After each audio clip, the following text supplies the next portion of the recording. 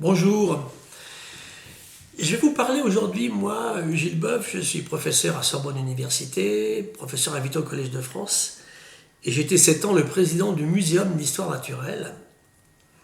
Et je m'intéresse depuis très longtemps à, pas une science, mais un ensemble de procédés qu'on appelle le biomimétisme ou la bioinspiration, le fait d'aller chercher chez du vivant, tout type de vivant, des plantes, des bactéries, des animaux, des champignons, des astuces qui nous permettent de développer des technologies beaucoup plus performantes que ce qu'on fait.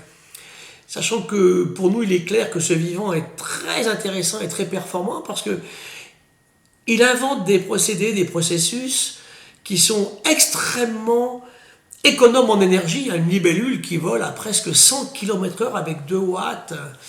Ce vivant, en plus, ne s'auto-empoisonne pas, il n'invente jamais de substances que le vivant ne sait pas dégrader.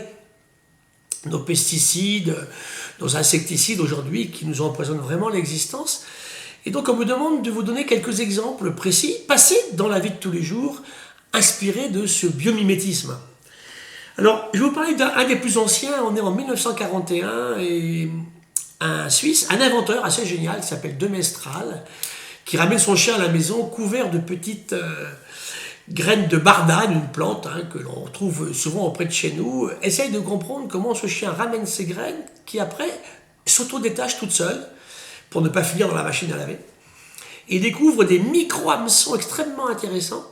Et l'idée géniale de Mestral, ça va être de créer quelque chose, une nouvelle structure qui va devenir le scratch, tout simplement. J'accroche, je décroche, j'accroche, je décroche, qui est passé dans la vie courante et qui est sur beaucoup de nos habits actuellement et de nos chaussures. Un autre exemple, qui date des années 70, ce sont ce qu'on appelle les winglets sur les avions. Quand vous prenez l'avion, vous vous rappelez, au bout de l'aile, maintenant, vous avez une structure presque verticale. Alors, le but, c'est de augmenter la performance de l'avion et de l'aile d'avion, sans augmenter indéfiniment, bien sûr, la surface de l'aile. On ne va pas faire des avions trop gigantesques. Et ces winglets ont été démontrés très rapidement à partir de l'observation de ces grands oiseaux, ces grands rapaces, qui, lorsqu'ils utilisent les courants aériens, lèvent les rémiges, les plumes du bout de l'aile, pour changer leur système de vol. On a mis ça sur des avions, on a gagné jusqu'à 4-5% effectivement de performance en énergie, en consommation de carburant. C'est intéressant parce qu'en fait, on s'est rendu compte que ces structures permettaient en fait de jouer sur la portance. Ils jouent sur la traînée de l'air pour l'avion lié à cette portance. Et donc il a diminué et ça marche très très bien. Un autre exemple qui date aussi des années 70-80 au Japon, le Shinkansen, c'est un train ultra rapide. Et là, on cherchait en fait au Japon une succession d'îles, des systèmes où comment avoir un train ultra rapide, donc très peu et aussi très peu consommateur en énergie. Et pour ça, il fallait trouver ce qu'on appelle un CX, un coefficient de pénétration dans l'air idéal.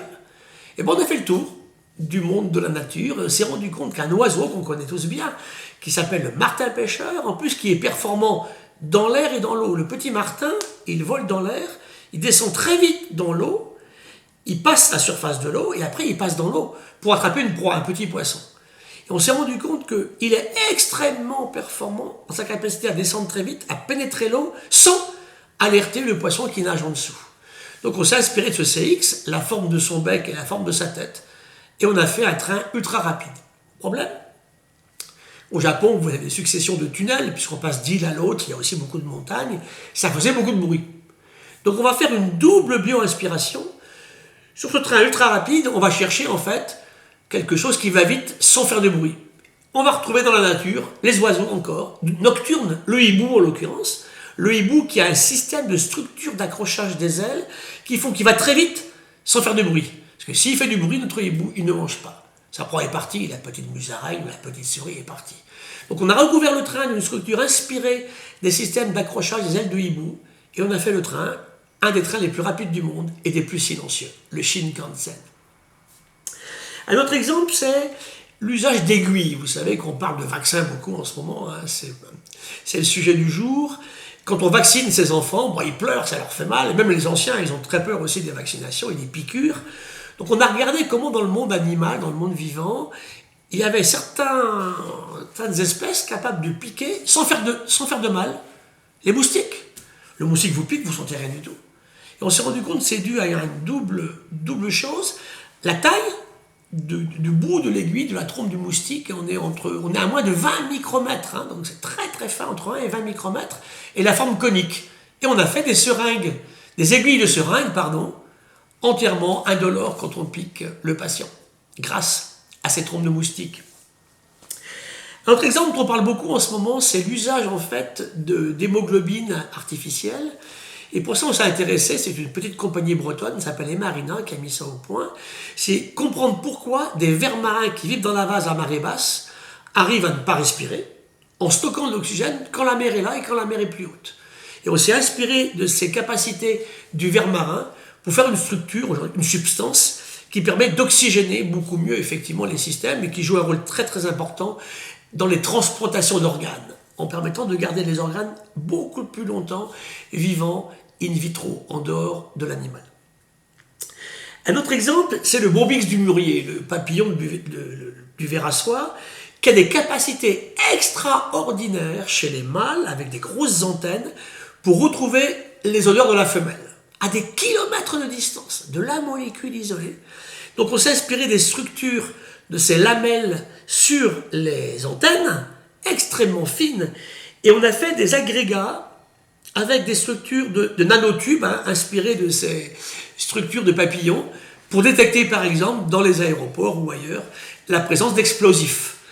Ou bien sûr la présence de la molécule est très très très faible par rapport à tout l'air ambiant qui se trouve autour. Un autre exemple va être la fabrication du verre, qui est très importante. Le verre est utilisé partout, à partir de sable. Et là, vous savez très bien qu'il faut des pressions très élevées, des températures très élevées, pour faire des verres qui sont solides, qui sont transparents, qui ne sont pas trop lourds. Et pour ça, les recordman du monde sont de petites algues marines qu'on appelle les diatomées, et qui savent faire du verre, entièrement transparent, très très très léger, très résistant, qui ne casse pas, et entièrement transparent. Et en s'inspirant de ces verres de diatomées, on fait ça à des températures, en plus de l'eau de mer, classiquement à 20 degrés. Autre aspect magique du biomimétisme. Un autre exemple va être effectivement une structure qui a été mise au point à partir de petits insectes du désert du Namib, en Namibie, un des déserts les plus secs du monde et des plus anciens du monde, où un petit coléoptère, un ténébrion, vit dans le désert. Il accumule de la chaleur pendant la journée, il se réfugie dans un terrier pendant la nuit, et là, il va, grâce à ces différences de température, le matin très tôt, quand le point de rosée se produit, refabriquer une goutte d'eau qui lui suffit pour sa journée. Donc en plein désert, là où il ne pleut jamais, il fait sa goutte d'eau tous les jours. Toujours pareil, très peu d'énergie, ça marche très bien. On innove pour tout le monde. Et ce petit coléoptère est capable de produire cette eau dans le désert. On s'en a inspiré pour faire des systèmes de récupération d'eau dans les déserts du nord du Chili. Un autre exemple, c'est la nacre, qu'on connaît bien aussi, la nacre, qui est une substance extraordinaire, avec des micro-couches très intéressantes qui ont été beaucoup étudiées. D'abord pour faire des régénérations osseuses, après des traumas très grands de fractures chez l'humain. Ça marche beaucoup mieux, effectivement, qu'un morceau de métal ou un morceau de plastique. C'est ensuite producteur aussi de substances chimiques protéiques qui aident à la régénération osseuse. C'est léger, ça marche très bien. Et là aussi, la nacre a été beaucoup aussi utilisée. Un autre exemple aussi qui est super intéressant et qu'on a mis en évidence, c'est la fabrication de microparticules et de choses qui sont inspirées de couleurs par exemple des ailes de papillons, quand vous regardez ces morphos bleus, ces papillons incroyables, des jungles d'Amérique du Sud, d'Amazonie d'ailleurs, ce sont en fait des systèmes qui sont très proches de ce qu'on appelle les cristaux liquides. Et on a réussi à faire des substances extrêmement performantes grâce à ceci. Donc pour vous dire, j'ai pris quelques exemples parmi des milliers, cette bioaspiration, elle est extrêmement performante, on fait mieux que ce qu'on fait aujourd'hui, à des coûts très bas, c'est toujours biodégradable, et puis ça marche mieux qu'avant. C'est génial.